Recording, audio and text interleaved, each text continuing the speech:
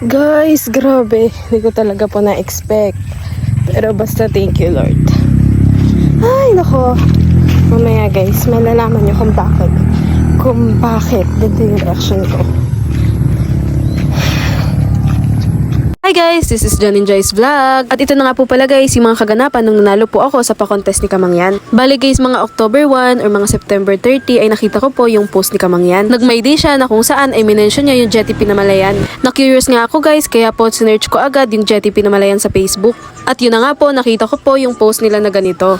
Tandang-tanda ko yun guys, alas 11 ng gabi nung mabasa ko yan. At tandang-tanda ko nga po yun na wala pa halos nagko-comment, kaya napaisip ako na ay baling mag-comment. At talaga naman po kahit gabing-gabi na ay talaga nagbe-brainstorming pa ako kung ano bagang hashtag ang i-comment ko dyan. Aba guys, nung nakita ko po na may oven toaster at saka solar, aba parang nanghinayang din naman ako. Aba, nagbaka sakaling manalo din. At chinek ko nga guys, nakukonti pa lang po yung mga nag-comment tapos ang deadline is October 5. Nagbaka sakali nga din lang po pala ako dahil baka syempre October 5 pa ay marami pa yung mag-comment na mas magaganda sa pinost ko. Bali guys, October 9, regular day lang, gagawa ng mga stock sa tindahan, ay ni-reach out nga po ako ng Jetty. Talaga nga pong nagulat ako sa message nila dahil nga po nung chinek ko yung comment ko sa comment section nila ay natatanging yung comment ko lang ang kanilang hinart. So meaning ako nga po yung nanalo. Sa totoo lang guys, nawala na po talaga sa isip ko yung pa-contest na yan dahil nga po lampas na din sa date na October 5. Kaya nga po nung minessage nila ako, hindi ako makapaniwala na aba, nanalo din naman ni kahit sa simpleng comment lang.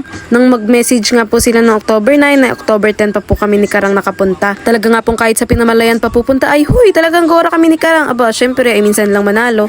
Pinag-pray pa nga namin guys na sana po ay nandini si Kamangyan dahil aba, magsha-shoutout din naman kami kahit pa paano. Pero po yung mga staff lang niya ang nandito. Kaya naman po sa lahat po ng namumuno ng Jetty Pinamalayan, maraming salamat po sa inyo dahil po kahit sa mga ganitong simpleng bagay, nakakapagpasaya po kayo ng mga tao. Kaya naman po, more sales sa Jetty Pinamalayan. Huy! Unboxing natin mo yan. Tara. Hi guys, unboxing naman tayo nung napanalo na natin. Locks naman tayo naman talaga.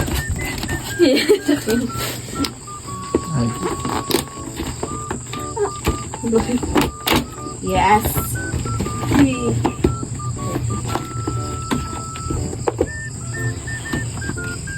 For the solar. Ano to? Solar.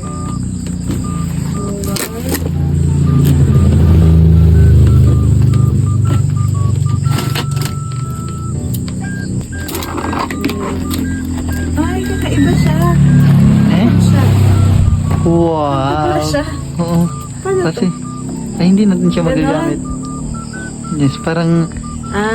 Ito ang itsura. At story time lang guys. Alam nyo ba po na gustong gusto talaga namin ni Karang na magkaroon ng solar dito sa tindahan dahil nga po kailangan namin kapag nagbabrown out tapos gumagawa kami ng mga pa-order. At order na po talaga ako sana niyan sa Shopee ng solar pero talagang gusto ata ni Lord ay libre lang naming makuha.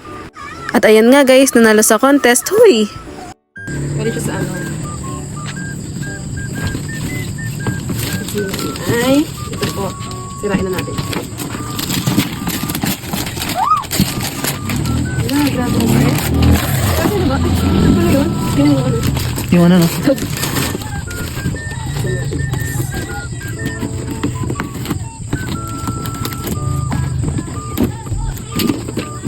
Ay, wow. Wow. Kulay pink.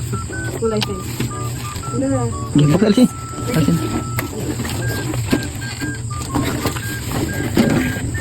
Yes naman.